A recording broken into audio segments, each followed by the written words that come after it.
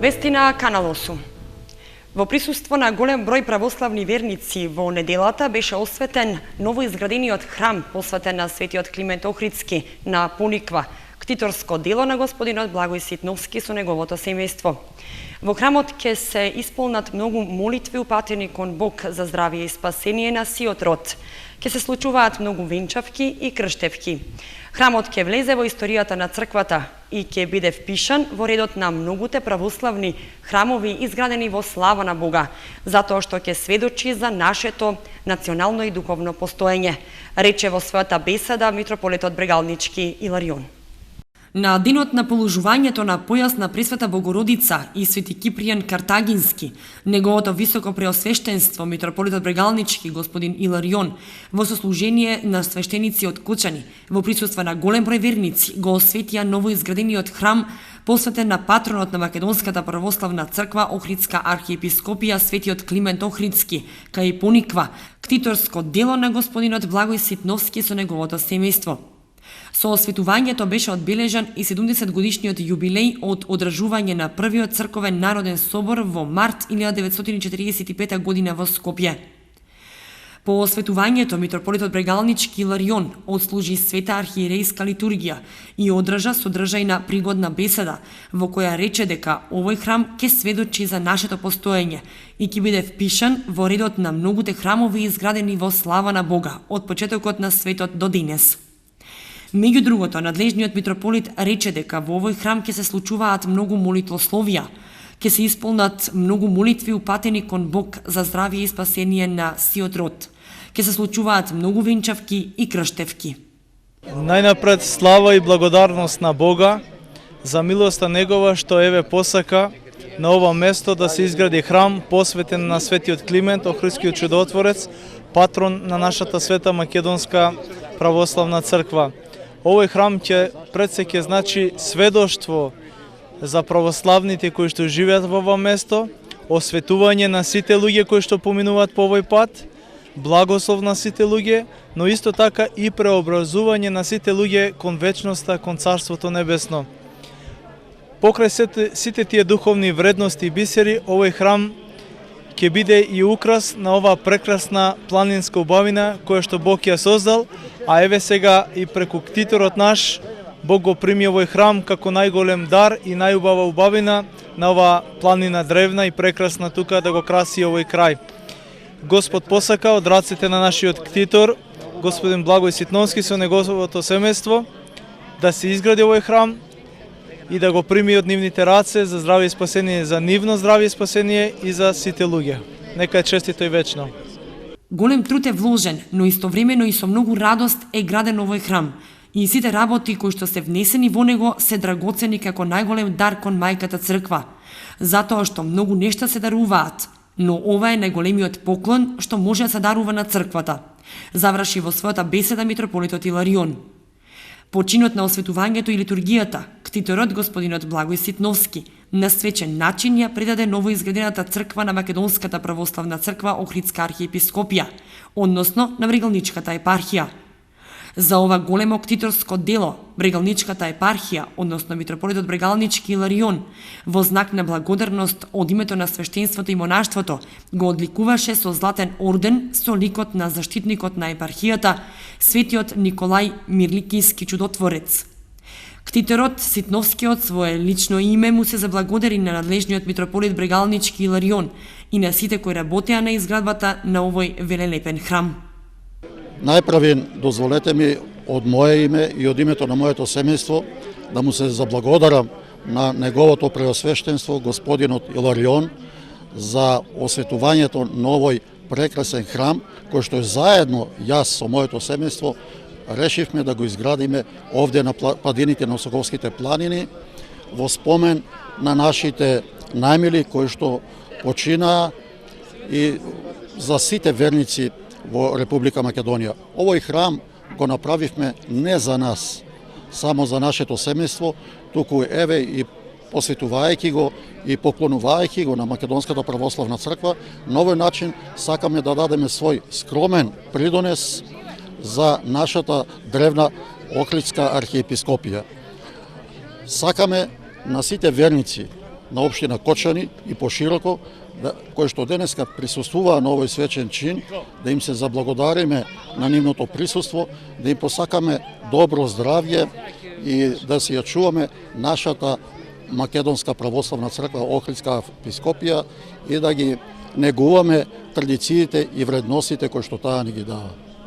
За сите присутни во семејната викендица на господинот Благој Ситновски беше организирана заедничка трпеза на љубовта, која што беше благословена од надлежниот митрополит. На осветувањето на манастирот посветен на Свети Климент Охридски присуствуваа и голем број верници од Кочани и други градови од Републикава. Имаше и такви кои случајно поминуваа на кај Пониква, па од љубопитност застанаа и беа дел од светиот чин на осветувањето. И верниците кои присуствуваа на осветувањето на новиот храм поминаа прекрасен неделен ден на падините на Осоговските планини. Му заблагодарија на Бог и на ктиторот Благој Ситновски за градењето на манастирот, дело кое ќе служи за зајакнување на верата на сите луѓе.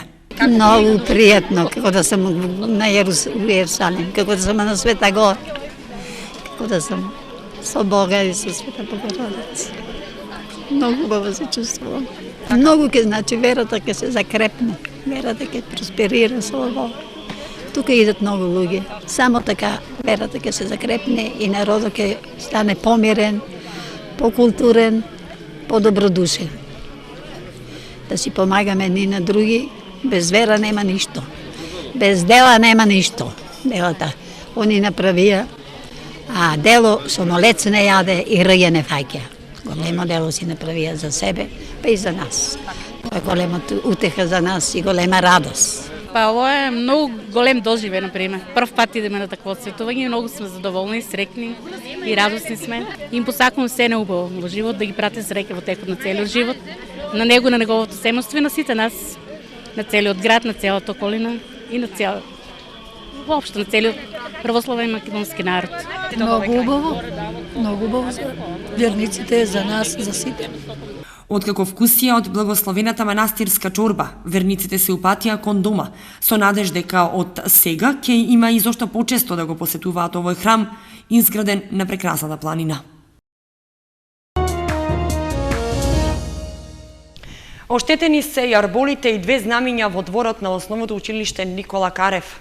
Увид во состојбата направиле полициски службеници и започната истрага за можниот сторител. Вандалски чин во кој се искинати и украдени две од трите знамиња во дворот на основното училиште Никола Карев затекнале изутрината вработените пред започнувањето на наставата за учениците од првата смена. Освен тоа, забележано е и оштетување на носечките јарболи, при што искината е една од сајлите. На лице место можат да се видат остатоци од државното и општинското знаме. Видливи се и обидите да се симне и третото знаме кое е символ на Европската Унија, но поради тоа што се вплеткало на јарболот, сторителот на вандалскиот чин не успеал во намерата. Од училиштето се вознемирени поради настанот, зашто веднаш биле известени и надлежните полициски органи. Јарболите кои се наоѓаат пред училиштната спортска сала, значи македонското знаме и знамето на општина Кочани ги немаше. Значи скината меѓувремено беше обавестена полициската станица, имаше увид од страна на инспекторите од МВР Кочани и истовремено беа информирани во петокот на утринските часови кај стариот влез беа најдени шприцови и околу училишното бифе. Увидот на лице место од страна на полициските инспектори покажал оти била употребена сила за да се искине челичната сајла и покрај тоа што претходно истата била добро обезбедена. Потрагата по украдените и оштетени знамиња била само делумно успешна. Знамето македонско е целото испокинато, најдено е скрос на западната страна надвор од училишниот двор од страна на инспекторите, додека другото знаме во околината не беше најдено. И ги молиме граѓаните на општина Кочани и од другите институции на некој начин за да може ово општествено добро да биде на некој начин заштитено од страна на сите чинители. Андов вели дека ова не е единствениот случај во кој инвентарот и околината на основното училиште Никола Карев претрпеле оштетувања. Претходно биле искршени новите канделабри во училишниот двор, оштетена била фасадата, а биле забележани и оштетувања кај повеќе новозасадени дрвца. Со показни вежби и симулација на незгоди и пружање помош, Општинската организација на Црвениот крст Кочани во паркот го одбележа Светскиот ден на првата помош. Настанот се одража под мотото "Првата помош и старите лица". Со симулација на незгоди и со показни вежби за правилно укажување прва помош, Општинската организација на Црвениот крст на Кочани го одбележа Светскиот ден на првата помош 12 септември. Беа промовирани знаењата и вештините за укажување прва помош. Во оваа година, всушност, нашата активност ја вклучува првата помош заедно со старите лица. Со тоа сакаме да изградиме позитивен имидж за старењето и да укажеме, всушност, да ги признаеме старите лица како важен ресурс, човечки ресурс во нашето општество. Обично, статистички гледано, 50% од самите луѓе кои се хоспитализираат со повреди се лица над 65 години. Затоа сакаме едноставно на овој начин да укажеме на старите лица дека освен како корисници, тие може да бидат и сами актери, да се вклучат во ситуации кога може да покажат со своето знаење да спасуваат човечки животи. Денеска имаме показна вежба со самите волонтери, така што ќе имаме неколку повреди и тие ќе демонстрираат и ќе ги вклучуваат старите лица, значи публиката околу нас, како се укажува прва помош.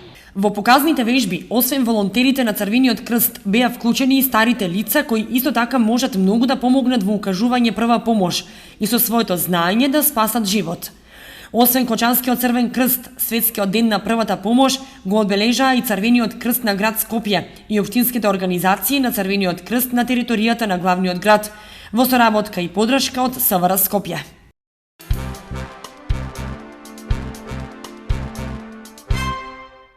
Нов сообраќаен режим треба да добие улицата Лјупчо Сантов во Кочани за да се обезбеди поголема безбедност за пешаците. Такво барање беше доставено од Советот на општината, а од локалната самоуправа ветија сериозен пристап за решавање на состојбите. Улицата Лјупчо Сантов е една од пофреквентните во централното подрачје на Кочани, а според условите со кои располага не нуди никаква безбедност за пешаците. Со оглед што од двете страни нема тротоари, тие се принудени да се движат по коловозот, изложувајќи се на опасност од возилата кои поминуваат со поголема брзина од дозволената. Дополнителна потешкотија за пешаците е што од двете страни постојано има паркирани возила, па често се случуваат и мали застои во сообраќајот додека возилата меѓусебно се чекаат да поминат по улицата. Големата удолница по целата нејзина должина придонесува за побрзо возење, а паркираните возила ја прават делумно непрегледна. Повеќе пати досега били упатувани устни забелешки од граѓаните до надлежните во локалната самоуправа за да се преземат мерки за подобрување на безбедноста на оваа делница. На последната седница на Советот имаше и укажување за проблемот, со конкретни предлози за негово можно решавање. Од плоштадот па до правниот факултет, значи, она е доволно широка, меѓутоа се паркира од двете страни.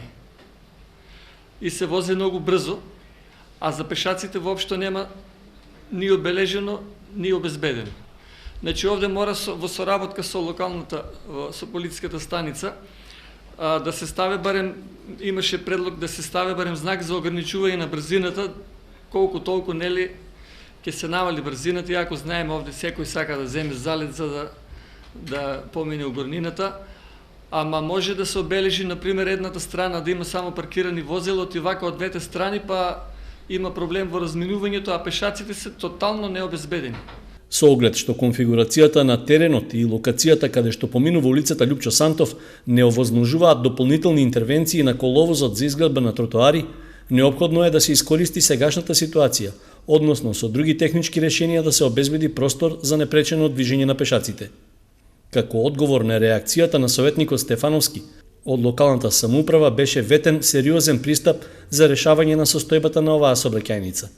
Деновиве во општината се одржал и состанок на градоначалникот со надлежните субјекти за безбедноста во сообраќајот, при што како прифатливо решение бил даден предлог само едната страна од коловозот да се користи за паркирање на возилата, додека другата да се обележи како пешачка патека и да се ослободи за граѓаните кои поминуваат од тука. Јавното претпријатие за државни патишта в среда ќе организира јавна расправа за нацрт извештајот од стратегиската оцена за влијанието врз животната средина од изградбата на експресниот пат Штип-Кочани. Расправата ќе се одржи в среда, а на неа може да учествуваат сите заинтересирани институции и граѓани од регионот. Подготвителните работи за изградбата на експресниот пат Штип-Кочани влегуваат во поинтензивна фаза. По започнувањето на испитувањето на структурата на почвата каде што ќе поминува делницата, Јавното претпријатие за државни патишта организира јавна расправа по нацрт извештајот за стратегиската оценка врз животната средина од проектот. Расправата е закажана за среда во 12 часот, а нејзин домаќин ќе биде општина Чешиново Облешево. Во вторник е планирано во дневниот печат да биде објавен јавен повик за настанот, а на официјалната веб страница на јавното претпријатие ќе бидат објавени документите со податоци од стратегиската оценка. Засегнатите општини Штип, Карбинци, Чешиново Облешево и Кочани должни се дадениот документ за нацрт извештајот за изградба на експресниот пат Штип-Кочани и јавниот повик да го објават и на своите веб страници, односно на огласните табли, како и во локалните весници и медиуми. Со тоа подобро ќе го информираат локалното население за настанот, за местото и времето на одржување на истиот, за да можат заинтересираните субјекти да земат активно учество. Со предлог проектот, сегашниот магистрален пат ќе остане за употреба, а новиот, експресен, треба да се гради на нова локација, односно од 3 чешми преку атарот на селата Жиганци, Соколарци, Спанчево, Бање и Тракање, со поврзување кај влезот во зоната лесна индустрија. Новиот експресен пат ќе биде со должина од околу 27 км и треба да овозможи брзина на движење на возилата до 100 км на час.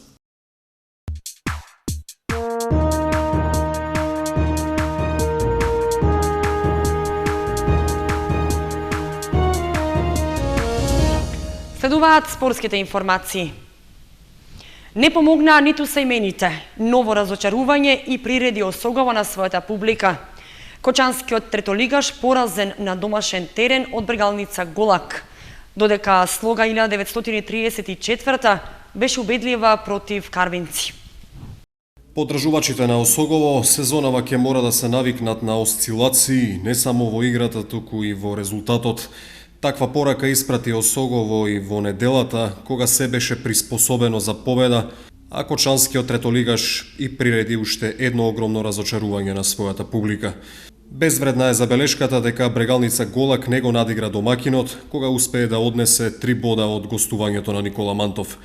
Тешко е дури да се направи и површна анализа на причините што доведоа до поразот, кога сето тоа се претвора во голема непознаница или пак вистината е многу комплексна. Осогово Брегалница Голак 0:1. Казната стигна во судиското продолжение од надпреварот, откако Паунов и Здравков пропуштија изгледни шанси. Пешевски во 91-та минута прими употреблива топка во 16-тникот и лесно реализираше.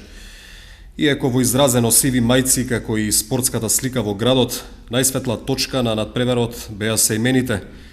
Нивната безусловна подршка кон клубот ја демонстрираа и во време кога Осогово грчевито и полуориентирано се бори да се искачи до ниво за кое се сметаше дека е дно, а сега е мисловна именка, доминација во третата лига Исток.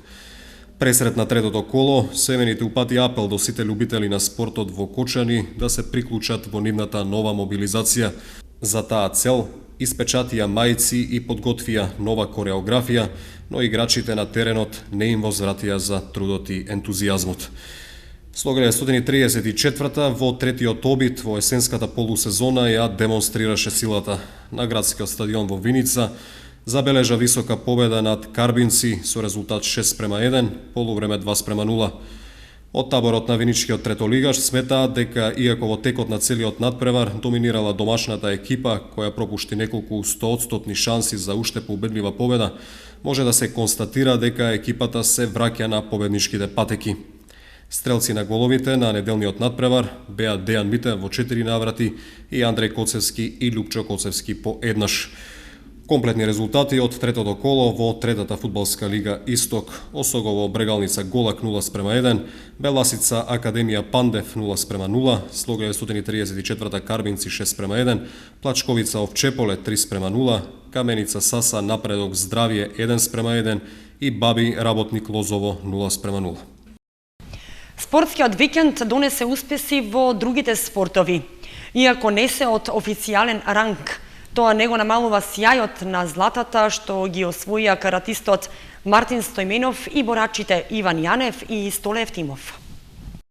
Мартин Стојменов го освои првото место на државното првенство за кадети, јуниори и јуниори до 21 година. Во својата категорија до 60 килограми во конкуренција на јуниори до 21 година борби, тој извојува 3 победи во исто толку настапи, што му ја осигура визата за учество на Мундијалот.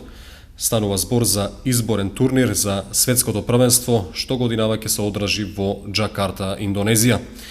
Стојменов подолго време се рехабилитира од тешката повреда на рамото што ја заработи минатата година пресред на Балканското првенство, а ја обнови подоцна кога требаше да замине на Европското првенство. Тој целосно отсуствуваше од каратето половина година. Пред околу 3 месеци се врати на тренинзите во сала. Тешката повреда не остави поголеми последици, а тој брзо ја враќа топ формата што му донесе бронзен медал на претходното европско, а доказ за тоа е и повторувањето на овој успех, првото место на изборното првенство што за него последните години е само рутина. Уште еден фантастичен успех за кочанскиот спорт донесоа борачите Иван Јанев и Столе Евтимов. Поранешните членови на Спартак, сега борачи на Бучим, односно Лирија, освоија златни медали на меморијалниот Александар Калајџиев боречки турнир за пионери, кадети и младинци, што во Радовиш го организираше матичниот боречки клуб Бучим. Кадетот Герче Димов до 54 килограми од боречкиот клуб Бучим беше прогласен за најдобар борач на меморијалниот турнир Александар Калајџиев. Турнирот имаше национален карактер, учествуваа 30 борачи од неколкуте клубови од Македонија.